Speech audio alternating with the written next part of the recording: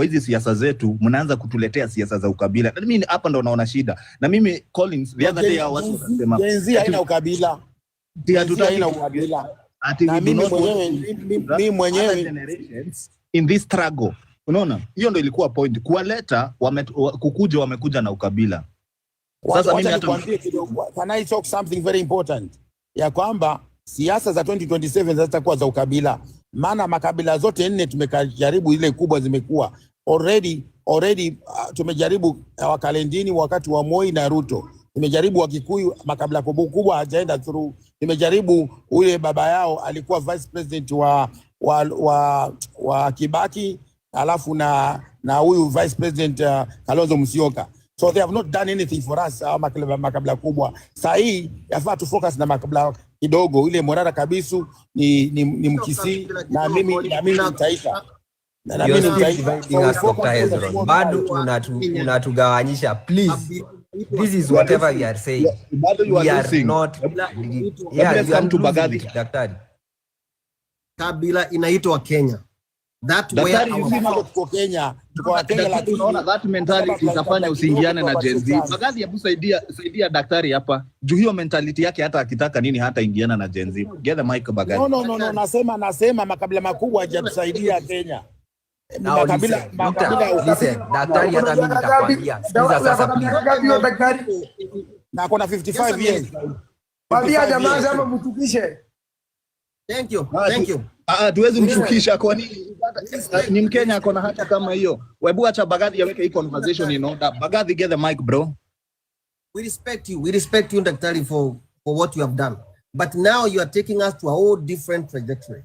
What we are saying here, what happened on 25th, it was a turning point. And I hope we can take what happened in 25th and use it like a stepping stone towards changing the country. On 25th, nobody asked one another, which tribe did you come from? When somebody is home, you don't know who was there to pick you up. You know, when somebody is being here, guys, you did not know even who is giving you water.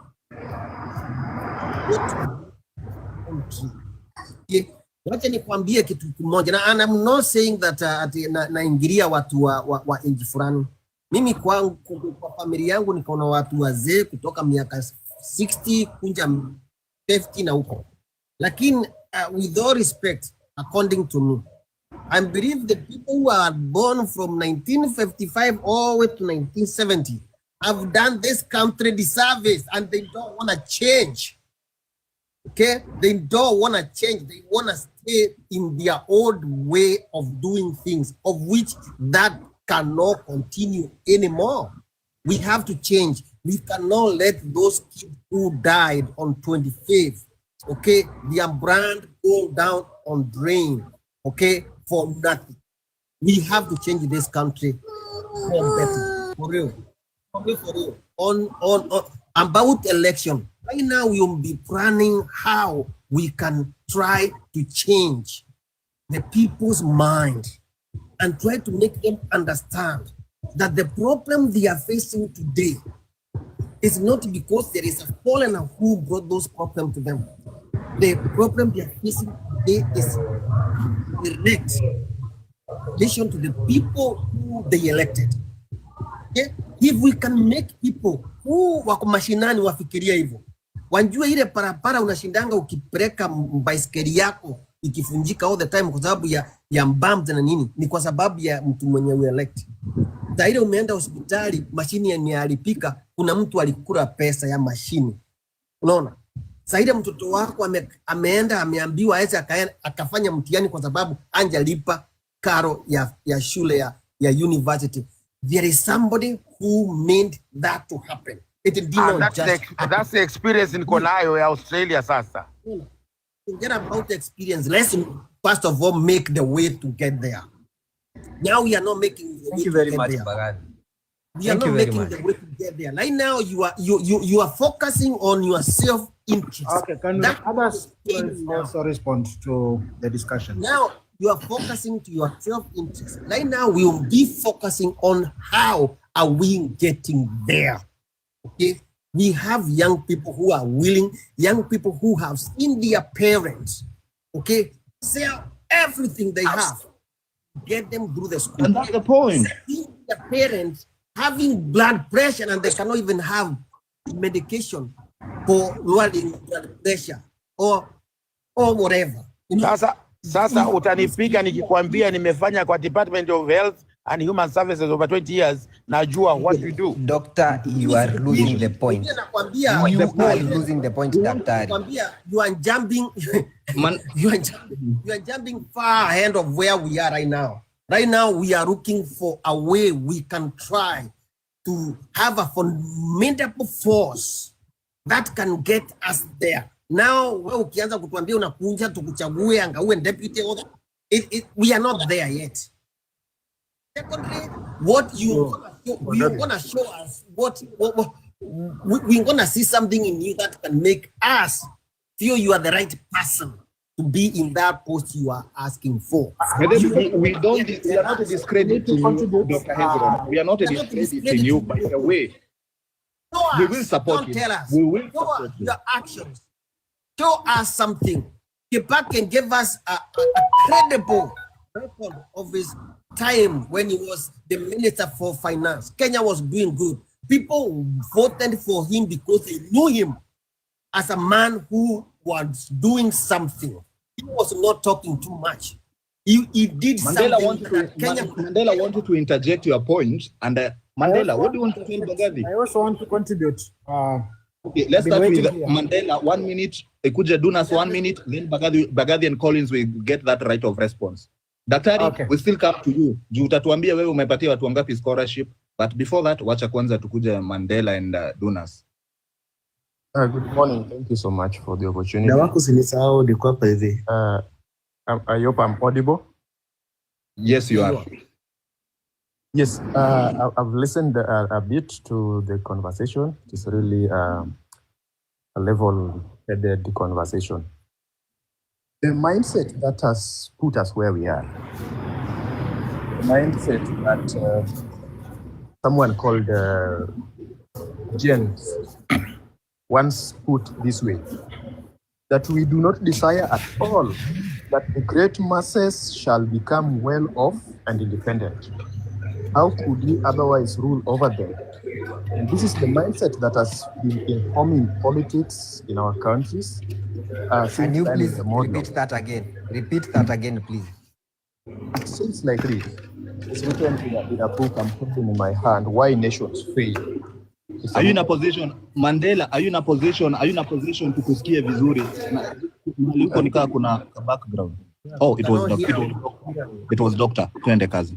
So there was another mic open. So I'm reading from a book called Why Nations Fail, The Origins of Power, Prosperity and Poverty. And there's a statement here quoted from someone called Frederick von Jens. He said that we do not desire at all that the great masses shall become well off and independent. How could we otherwise rule over them? This is the ideology that has been informing our politics since time immemorial. And it is what has put us where we are today.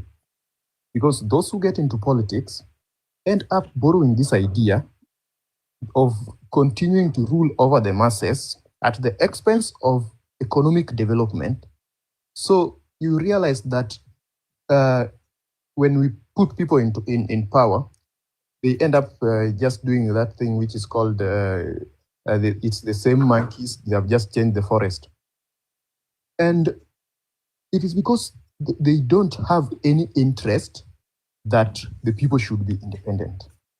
That is the mindset that if we can change that, then we can be able to move forward really quick, whether it is with the young people or with the older people. Personally, I'm a young person. I think I'm below 30 years.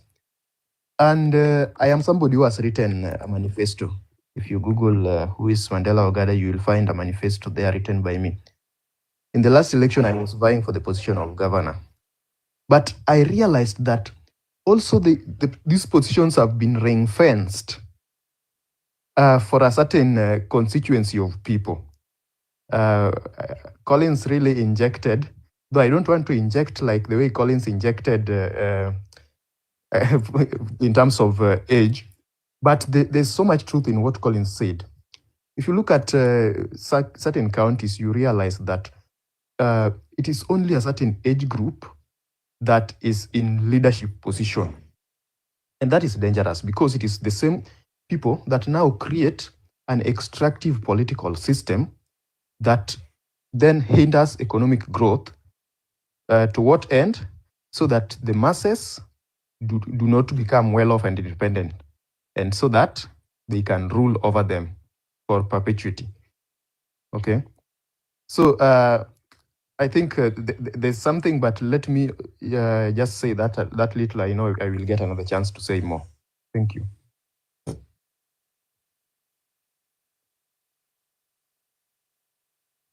Yeah, Dunamis was next.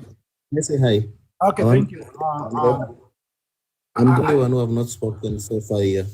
All right. Can you allow me to say something? So should I say, or somebody saying? He's talking. I'm the one. I'm looking for direction from there. No, you can talk, Tony. No problem. Thank you. So I wanted to contribute in a very short way so that I understand. I'm sorry I joined late. I might be off topic a bit. So I've heard a bit of Dr. Hezron. I've heard the counter argument from Bagati. I've had a very good rendition from Mandela also. So I want to merge all this because all in all, we are seeking for direction and a way forward. So you cannot blame also so much Dr. Hezron for wanting us to get something, at least at this stage, because I think in one way or in his own way or understanding is that time is not with us. So we need to get organized. But also us, we want to get organized in a certain way. And also to capture the imagination of Mandela is that we've done experiment of the at least older generation, boomers and above. And we've seen that they really leave a lot to desire. They've been a pretext that we can only be led by them because they have experience in quote. But we can see where experience got us till now. That's why me, I was advocating for something a bit more radical. I wanted young people to elect young aspirant across board. That for presidency, maybe we can negotiate, but the rest of the seats, I wanted young people to take charge of them because experience has not given us what we wanted, even though many people might be inclined toward the experience. Experience so far have not really matched our ambition. And the future that we are fighting for, I think young people should take in charge of their destiny now. Because we've seen the other generation are wakipata pesa wanaenda na ficha nje inchi. They take care of themselves first. I think for a young person, ata kama tuseme some of them will try to steal, but a bit of them might want to take care of the future because they are the one who are going to face the future challenges, the healthcare that are not well equipped, all the social services that may need a bit of proper management and financial injection. So I think young people need to take charge of their destiny. They need to they need to take political power without fear or favor. They don't need to feel adequate. They should not feel like someone need to hold their hands. And they have good brains. They have gone to school. It's now to put the rubber to test. Most of the boomers et al., once they finish university, there was job opportunity. They found a functioning country. They found a functioning system where most of the house where they started living long time ago, at least in Nairobi areas, there were proper electricity, there were water in the taps without delays. But when the population budged, they did not create capacity for rural urban migration or the increase in population. So they're the failure, but them, they got a working system. So it's us to demand and take these seats of power. We create this opportunity for us. At least when we mess it up, we'll be messing up our own future. So that's my argument in support of Mandela submission. I thank you.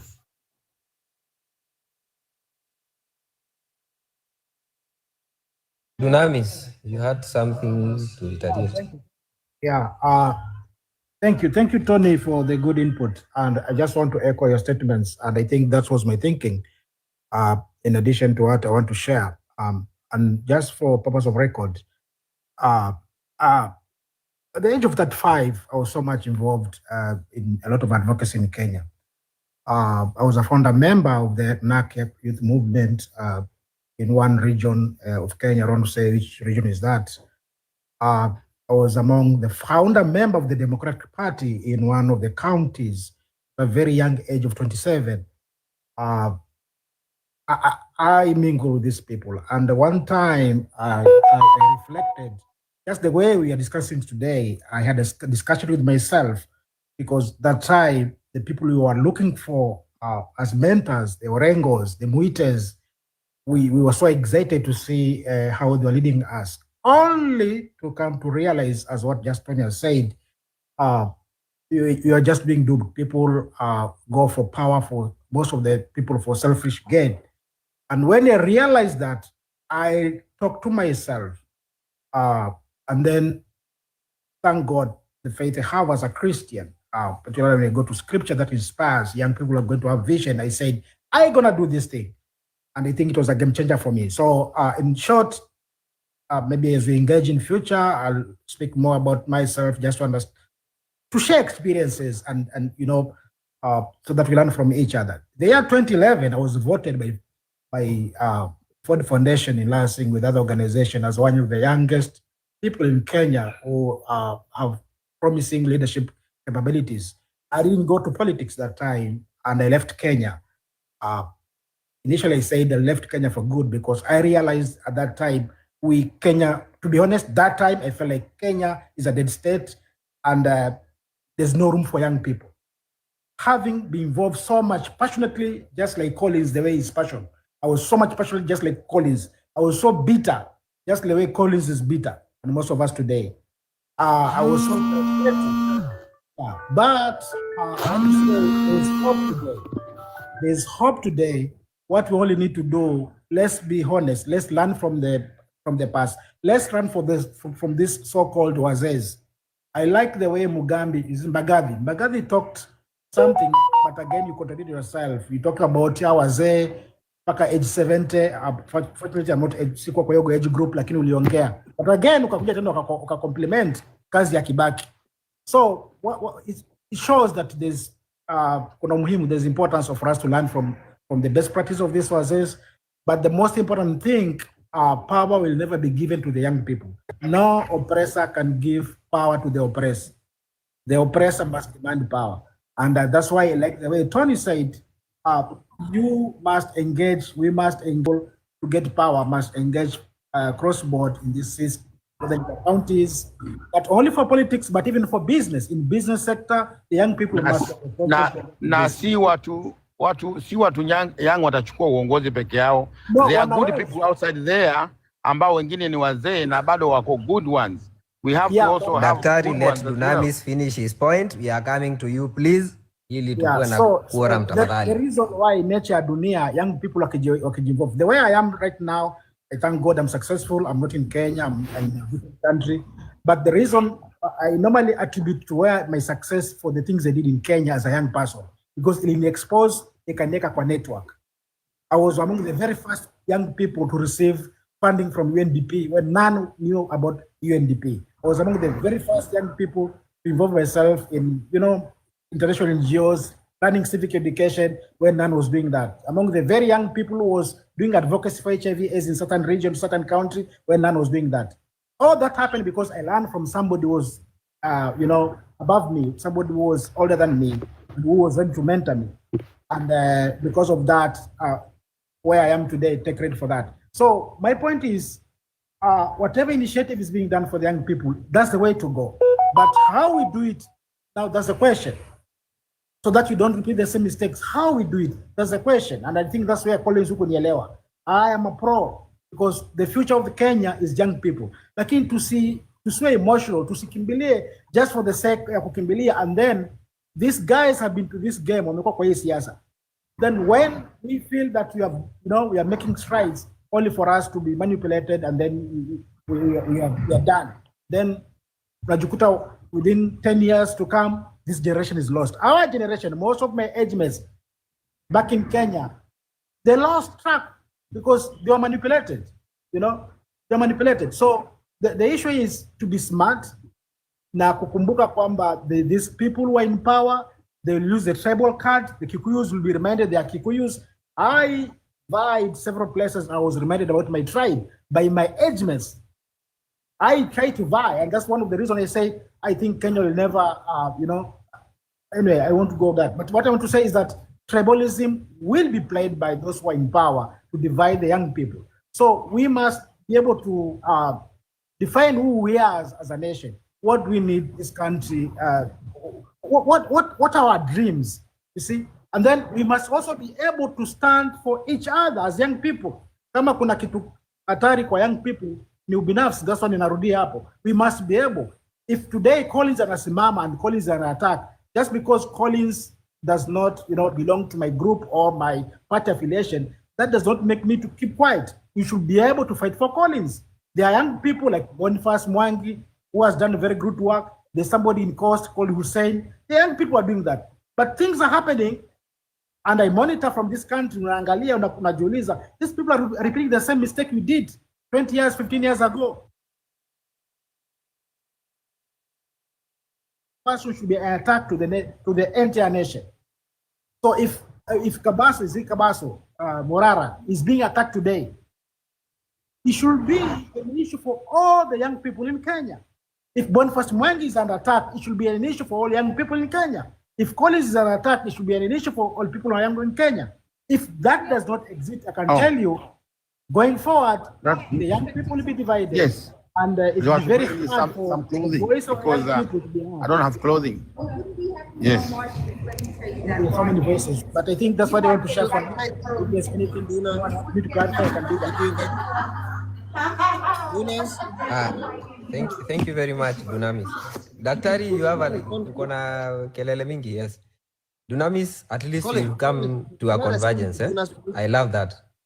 Mbagathi, pick it up. Yeah, Dunas, I mentioned Kibaki because I was referring to Doctor when he was trying to tell us he wanna come and become the vice president, and I was telling him that the Kibaki was chosen by people because of the work he had done for the people. When he was the vice finance minister, people knew that he did a good job. So I was trying to tell a doctor that people saw what Kibaki had done in his life. So you cannot just come to tell us, we want us to see what you have or what you have done.